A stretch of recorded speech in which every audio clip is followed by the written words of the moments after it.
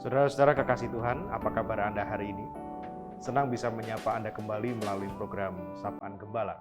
Dimanapun Anda berada, saya berharap Anda selalu dalam keadaan baik. Saudara, di dalam dinamika hidup beriman sehari-hari, mungkin ada kalanya kita berpikir, apakah Allah benar-benar ada? Dan jika ia benar-benar ada, mengapa Allah seringkali diam dan tidak menjawab doa-doa kita? Berita baiknya adalah ternyata kita tidak sendirian.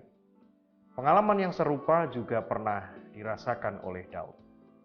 Pengalaman itu kemudian dituangkannya dengan sangat jujur dan lugas di dalam bacaan leksionari harian kita dari Mazmur 28 hari ini. Di ayat 1 dan 2 kita dapat melihat dengan jelas curahan perasaan dan kekecewaan Daud ketika ia merasa ditinggalkan Allah yang diam membisu itu. Dikatakan di ayat yang pertama demikian, saudara. Kepadamu ya Tuhan, gunung batuku, aku berseru, janganlah berdiam diri terhadap aku, sebab jika engkau tetap membisu terhadap aku menjadi seperti orang yang turun ke dalam liang kubur. Saudara, nampak jelas di sana bahwa suatu masa di dalam hidupnya, Daud juga pernah merasa bahwa Allah tidak hadir dan tidak mendengar seruan doanya. Apa yang menjadi alasan dibalik diamnya Allah juga tidak diketahuinya dengan persis.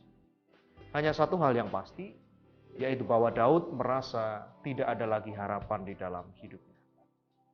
Di ayat 3 dan 4 kita juga melihat bahwa pergumulan Daud bertambah berat ketika dia berpikir bahwa Tuhan menyamakan hukumannya seperti orang fasik.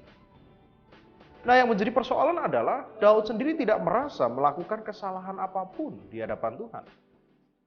Dan di saat yang berat itu, otak Daud tidak dapat berhenti untuk merasionalisasi dan mencari-cari jawaban.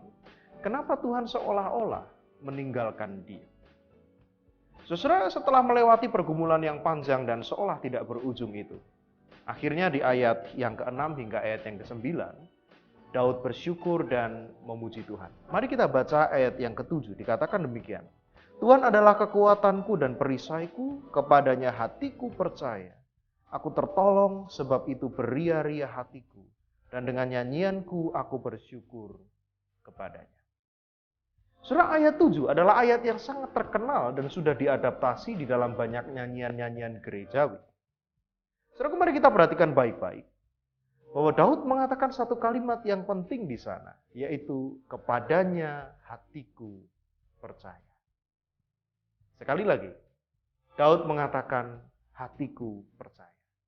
Apa artinya? Daud tidak mengingkari bahwa seringkali tubuhnya lemah. Mungkin juga logikanya sering mengatakan untuk berhenti percaya kepada Allah yang tidak kunjung menjawab doanya itu. Mungkin kaki dan tangannya juga merasa lelah dan ingin berhenti berjalan dan berhenti bekerja. Tetapi satu hal yang tinggal tetap, yaitu hatinya percaya kepada Allah. Bagaimana dengan saudara dan saya? Di dalam pergumulan hidup ini, tubuh kita bisa melemah, pikiran kita pun sangat terbatas untuk memahami Allah. Semangat kita pun terkadang juga bisa memudar ketika menantikan sesuatu yang tidak kunjung datang.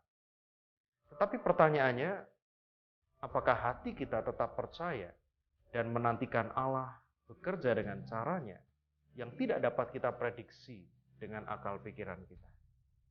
Selamat menantikan Allah. Amin.